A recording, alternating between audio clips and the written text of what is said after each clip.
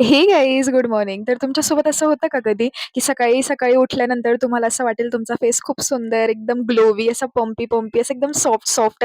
आणि माझ्यासोबत तर खूपदा असं होतं, कारण मला तर असं वाटतं, की मी सकाळी उठल्यानंतर खूप गोरी दिसते. पण थोडं सेटल झाल्यानंतर मला असं समजतं, की नाही, मी मीडियम टोनमधलीच आहे आणि तो गोरापणा काहीच नाही. फक्त तो काहीतरी एक जादूसाठी असतो सकाळी उठल्यानंतर आणि मग तो गायब होतो. असं का होतं यार? बट असो असं काही म्हणता नाही येणार. Make a wish 11:11. Oh my God!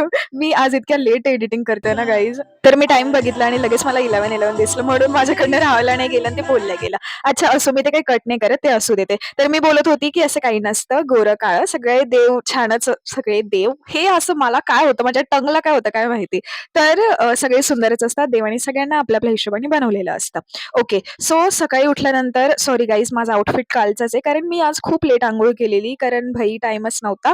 कारण आज खूप सारे कामं करायचे होते, मला खूप कव्हर करायचे होते, ते पण फास्ट, आणि मध्ये मी मम्मीची मदत पण करत होते. ॲक्चुअली आज नॉन-व्हेज होतं, सो मम्मी करत असते ते नॉन पण मध्ये मी मग तिला सगळं काही मसाला वगैरे वाटणं हे तिला करून दिलेलं.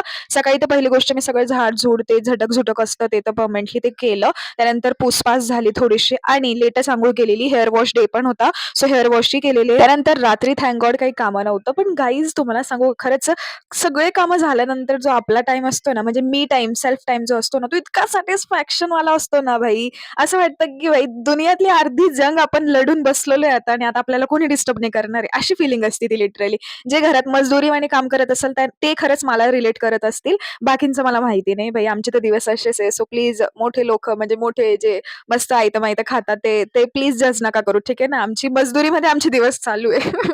आणि तरी माझी आई खुश नाहीये. स्टिल ती आतापर्यंत बोलते, "काय कामं करते तू?" गाईज मी म्हणते, मी जर त्या आईंच्या हाती गेलेली असेल ना, की ज्यांच्या मुली काही काम नाही करत, त्या लिटरली खुश होतील आणि मला आहे ना हमेशासाठी अडॉप्ट करून घेईल, की "भाई तू राहून जा, आमच्याच घरी राहून जा." कोणीतरी समजावं माझ्या आईला. अच्छा. चाओ, चाओ. भेटूयात उद्याच्या व्लॉगला. Don't forget to subscribe my channel. Like, share, comment. Bye, bye.